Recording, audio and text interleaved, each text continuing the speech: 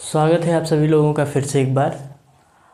आज के वीडियो में हम जानेंगे सभी ग्रहों के बारे में विस्तृत जानकारी। जैसा कि इससे पहले वीडियो में आप लोगों को ये बताया गया था कि सौरमंडल के बारे में केवल आपको थोड़ी बहुत जानकारी दी जाएगी और हर एक ग्रह के बारे में विस्तृत जानकारी अगले वीडियो में लाई जाएगी। तो ये है वो आपका वीडियो, ठीक। तो एक एक करके हम सभी ग्रहों के बारे में जानेंगे, देखिए, ठीक। तो आइए स्टार्ट करते हैं। तो हमारा सबसे पहला जो ग्रह है बुध। आपने देखा था कि सूर्य के समीप जो पहला ग्रह पाया जाता है बुध होता है, वो एक आंतरिक ग्रह है, ठीक। तो बुध ग्रह की क्या क्या विशेषताएं हैं, क्या क्या खासियत है, उन सभी को जानेंगे। तो सबसे पहले उसके कलर की बात की जाए, तो रंग की बात की जाए तो वो ग्रे यानी स्लेटी कलर का पाया जाता है, ठीक। यानी दिखने में आपको स्लेटी कलर का दिखेगा। फिर उसके बाद उपग्रह, उसके पास कोई भी उपग्रह नहीं पाया जाता है, ठीक। दूसरी जानकारी। तीसरी बात यह है कि जो बुध ग्रह है वो सबसे छोटा है, इसलिए उसको कहा जाता है सबसे सूक्ष्मतम, सबसे तीव्रतम, सबसे तीव्रतम और सबसे निकटतम ग्रह। यानी कि सूर्य के सबसे निकट कौन सा है, बुध है। सबसे तीव्र गति से चक्रण कौन करता है, बुध करता है। और क्षुद्रतम का मतलब सबसे छोटा है आकार में, ठीक। तो ये पता चल गई कि सबसे सूक्ष्मतम, क्षुद्रतम तथा निकटतम ग्रह बुध को कहा जाता है। उसके बाद बात की जाए इसके परिभ्रमण काल की तथा परिक्रमण काल की, तो इसका जो घूर्णन काल है, ठीक, जो घूर्णन काल है वो कितने दिनों का है, 56 दिन का। मतलब यहाँ घूर्णन देखिए, दो प्रकार की गतियाँ करता है कोई भी ग्रह, एक घूर्णन गति करता है, एक परिभ्रमण गति करता है। तो किसी भी ग्रह पर जो रात और दिन की प्रक्रिया होती है वो घूर्णन के कारण से होती है, और मौसम में जो परिवर्तन होते हैं वो किसके कारण होते हैं, परिक्रमण के कारण होते हैं, ठीक। तो जो रात और दिन की प्रक्रिया है, यानी वहाँ पर दिन और रात होने में कितना दिन लगेगा, 56 दिन लगता है। और उसके परिक्रमण के लिए अर्थात सूर्य का पूरा एक चक्कर लगाने में उसे लगेगा 88 दिन, ठीक। अगली बात की जाए तो वायुमंडल की, तो जैसे हमारे पृथ्वी के पास एक वायुमंडल है अर्थात वायु का घेरा है। वायुमंडल होने के बहुत सारे लाभ होते हैं, ठीक। वायुमंडल होने से हमारे आसपास की चीज़ें क्या होती हैं, शीतल होती हैं, ठंडा रहती हैं, ठीक। और यहाँ पर वायुमंडल है ही नहीं। वायुमंडल न होने के कारण क्या होता है, देखिए, वायुमंडल यदि आपके चारों ओर एक्टिव है तो सूर्य की किरणें आएंगे तो पहले तो उसका विरोध करेगा, ठीक। यानी कि उतना अधिक गर्मी आपको महसूस नहीं होती है। क्यों? यदि आपके चारों ओर पेड़ पौधे हैं तो आपके चारों ओर का वातावरण अच्छा है, ठीक, पर्यावरण अच्छा खासा है, इसलिए वहाँ पर कम गर्मी पड़ती है। तो जहाँ पर पर्यावरण ना हो तो सूर्य की किरणें जैसे आ रही हैं वैसे आएंगी, उन्हें रोकने वाला कोई नहीं होगा। और उसके बाद जब जाएंगी तो जाते समय भी कोई नहीं रोकेगा, ठीक। जिस तरह आएंगी उसी तरह जाएंगी। तो इसीलिए पर्यावरण न होने के कारण तो यहाँ पर भयंकर गर्मी पड़ती है और भयंकर ठंडी भी पड़ती है। भयंकर गर्मी का मतलब दिन के समय इसका जो तापमान है वो 420 डिग्री सेल्सियस हो जाता है। समझिए, 100 डिग्री सेल्सियस में पानी उबलने लगता है, भाप बनने लगता है। और यहाँ पर क्या है कि दिन के समय उसके ऊपर का टेम्परेचर होता है 420 डिग्री सेल्सियस। और रात्रि के समय, दिन में तो सूर्य की किरणें आ रही हैं और जब तापमान जाएगा तो एकदम चला जाएगा। और रात के समय क्या होता है कि उसका जो टेम्परेचर होता है -180 डिग्री सेल्सियस हो जाता है। जीरो पर बर्फ़ जम जाती है, सोचिए घट कर कितना हो गया, -180 डिग्री सेल्सियस।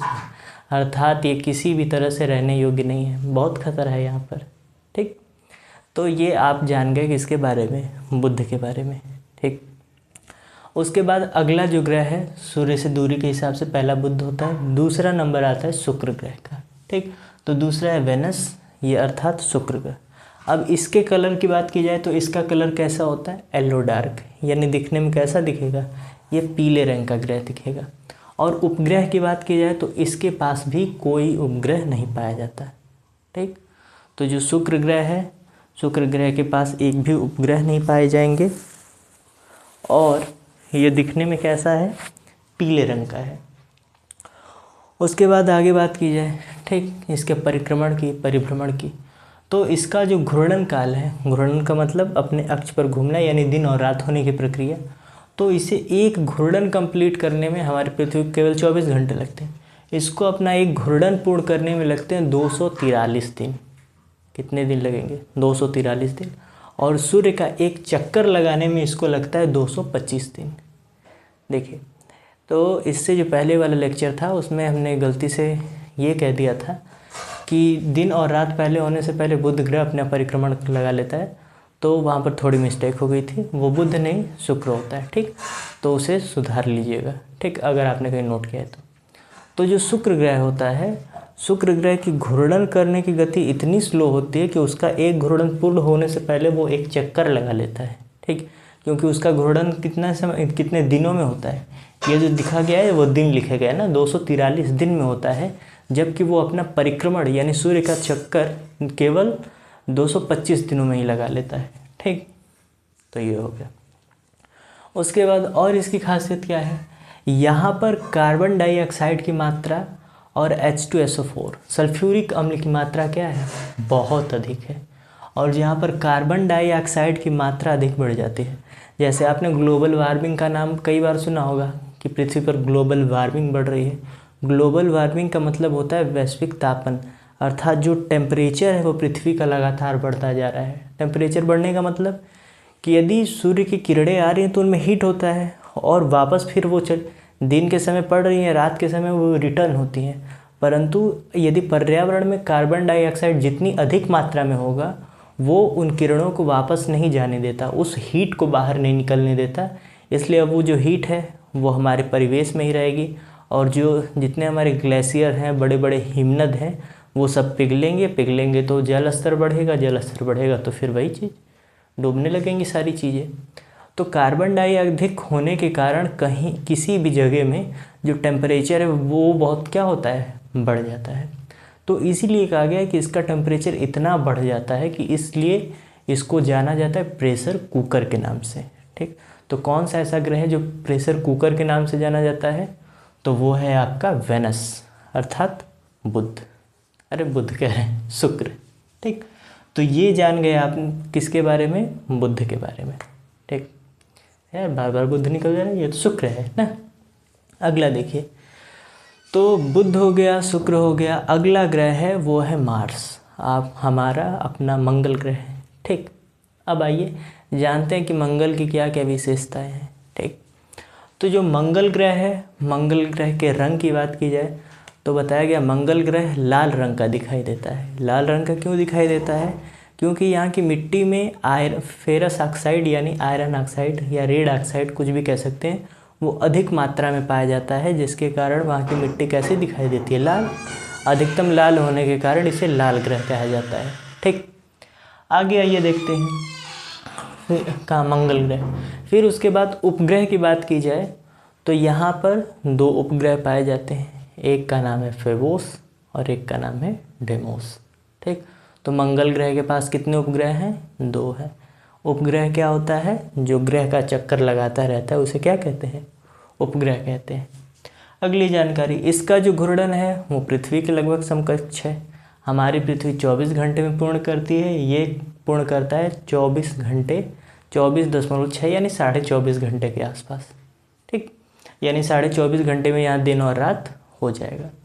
परंतु इसका जो परिक्रमण काल है वो पृथ्वी के परिक्रमण काल से लगभग 2 गुना है। यानी पृथ्वी 365 दिन में सूरज का एक चक्कर लगाती है, ये 687 दिनों में सूरज का एक चक्कर लगाता है। उसके बाद अक्षीय झुकाव की बात करें तो जैसे हमारी पृथ्वी एकदम इस तरह नहीं है यानी सीधी नहीं है, उसका एक्सेस क्या है, थोड़ा सा झुका हुआ है 23.5 डिग्री, और इसका झुकाव कितना है 25 डिग्री, ठीक।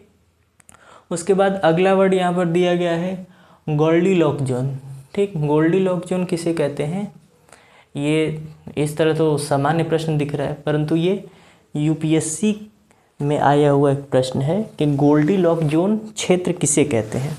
तो ऐसा क्षेत्र जहाँ पर जीवन की संभावना पाई जाए उस क्षेत्र को कहा जाता है गोल्डीलॉक जोन, ठीक। तो केवल मंगल ग्रह ही ऐसा है जहाँ पर जीवन की संभावनाएं हैं, तो इसलिए उसको किस श्रेणी में रखा गया है, गोल्डीलॉक जोन।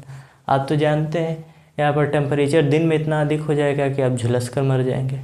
यहाँ पर प्रेशर कुकर कार्बन डाइऑक्साइड इतनी अधिक मात्रा में है कि प्रेशर कि आप वैसे सांस नहीं ले पाएंगे वहाँ पर, ठीक। तो इस तरह आपका दम भी घुट जाएगा। इसे दम घोटू ग्रह भी कहा जाता है ना, ठीक। और भोर का तारा, पृथ्वी की बहन जुड़वा, ये सब जो लिखा गया है वो सब देख लीजिए। सौर मंडल की रानी के नाम से भी जाना जाता है।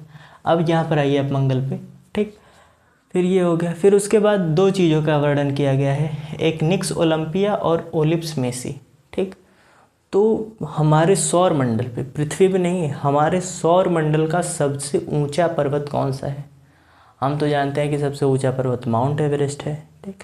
परंतु पूरे सौर मंडल में सबसे ऊंचा पर्वत मंगल ग्रह पर स्थित है, जिसका नाम है निक्स ओलंपिया, ठीक। ये हमारे माउंट एवरेस्ट से 3 गुना ऊंचा है, ठीक।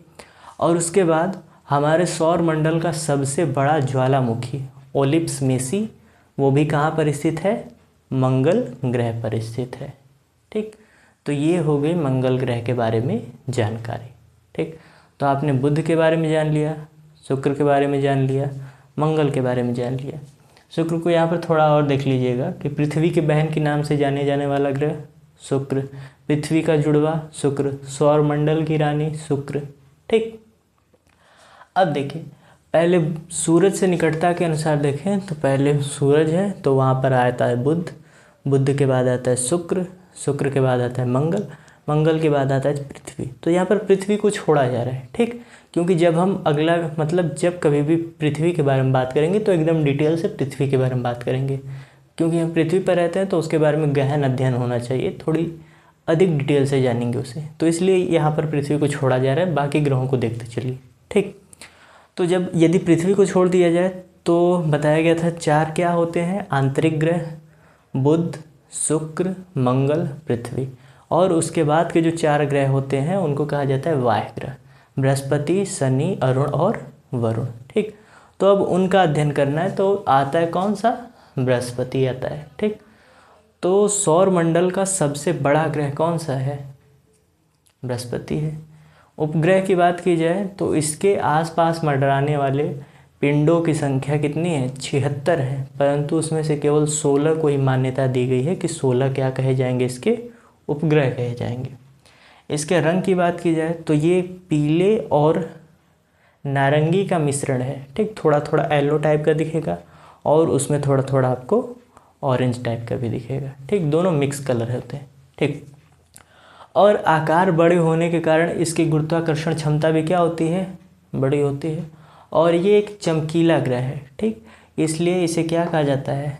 तारे की तरह दिखता है। यदि आप अंतरिक्ष में देखेंगे तो सबसे अधिक चमकता हुआ कौन सा ग्रह आपको दिखेगा? यही दिखेगा, बृहस्पति। इसलिए इसको कहा जाता है कि तारे के समान दिखने वाला ग्रह बृहस्पति है। और आपको बताया गया था कि इसे वैक्यूम क्लीनर के नाम से जाना जाता है, क्योंकि गुरुत्वाकर्षण क्षमता अधिक होने के कारण जो उसके आसपास से उल्कापिंड या छोटे मोटे पिंड जो जाते हैं, ठीक, वो उनको अपनी ओर आकर्षित कर लेता है और अपने आसपास के क्षेत्र को क्या रखता है? साफ़ सुथरा रखता है। इसलिए इसको कहा जाता है वैक्यूम क्लीनर, निर्वात में साफ सफाई करने वाला व्यक्ति, ठीक। आगे भी बात की जाए इसके घूर्णन की तो घूर्णन ये केवल अपना 9.5 घंटे में पूरा कर लेता है, अर्थात यहाँ पर 9.5 घंटे में दिन और रात दोनों खत्म। परंतु जब इसके परिक्रमण की बात की जाए तो सूर्य से दूरी बढ़ती जा रही है तो चक्कर लगाने वाली चीज़ें भी बढ़ती जाएंगी, ठीक। देखिए, तो उसके बाद ये जो चक्कर लगाता है वो कितने सालों में लगाता है? यहाँ पर 12 ईयर्स, यानी 12 वर्ष लगते हैं उसे सूर्य का एक चक्कर लगाने में। फिर अगला इसके ग्रह की बात की गई, यानी इसके 16 ग्रह हैं, ठीक। 16 में से 2 का वर्णन किया गया है, एक यूरोपा और एक गैनीमेड, ठीक। तो जो यूरोपा उपग्रह है उसका आकार चंद्रमा के आकार के क्या है? बराबर है, ठीक। इसका एक उपग्रह यूरोपा, उसका जो आकार है, आकार में वो किसके बराबर है? चंद्रमा के बराबर है। और एक ग्रह है गैनीमेड, ठीक। गैनीमेड जो ग्रह है वो हमारे सौर मंडल का सबसे बड़ा उपग्रह है, ठीक। सबसे बड़ा ग्रह सौर मंडल का कौन है? जुपिटर, बृहस्पति। सबसे बड़ा उपग्रह कौन है? गैनीमेड, ठीक। और ये हिम रहित, यह एक ऐसा ग्रह है जहाँ पर हिम अर्थात बर्फ नहीं पाई जाती। ठीक। Self solar system.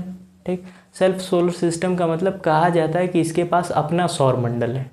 अपना सौर मंडल का मतलब, सौर मंडल दिखने में कैसा लगता है कि सूरज है और उसके चारों ओर सभी ग्रह क्या कर रहे हैं, चक्कर लगा रहे हैं। आपको सोलर सिस्टम दिखता है तो इसको भी देखकर वैसा ही लगता है, इसके चारों ओर इतने सारे उल्का पिंड मंडरा रहे होते हैं और ये तारे की तरह चमकता भी है।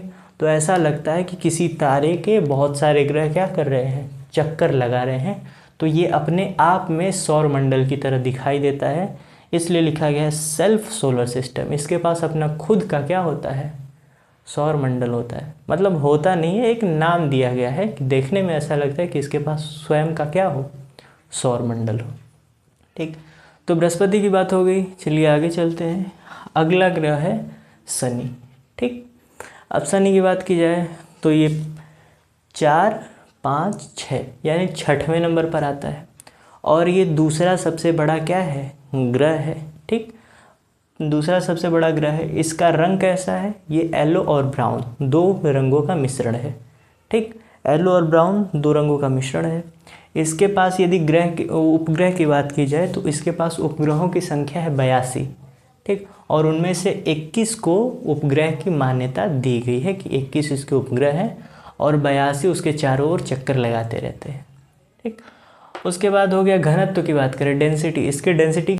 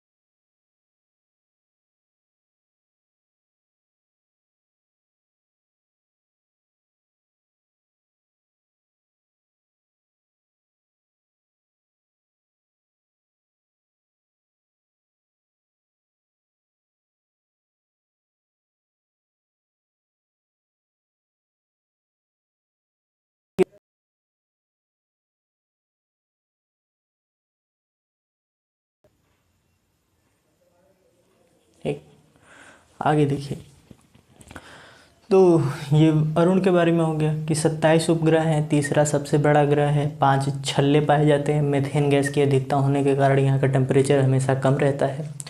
और इसका जो झुकाव होता है वो कितने डिग्री का होता है? 82 डिग्री। पहले वाली वीडियो में भी आपको बताया गया था, जैसे हमारी पृथ्वी 23.5 डिग्री झुकी हुई है, मंगल ग्रह 25 डिग्री झुका हुआ है, इसका झुकाव 82 डिग्री है। तो इतना अधिक इसका झुकाव है कि इसे जाना जाता है अंतरिक्ष में लेटे हुए ग्रह के नाम से।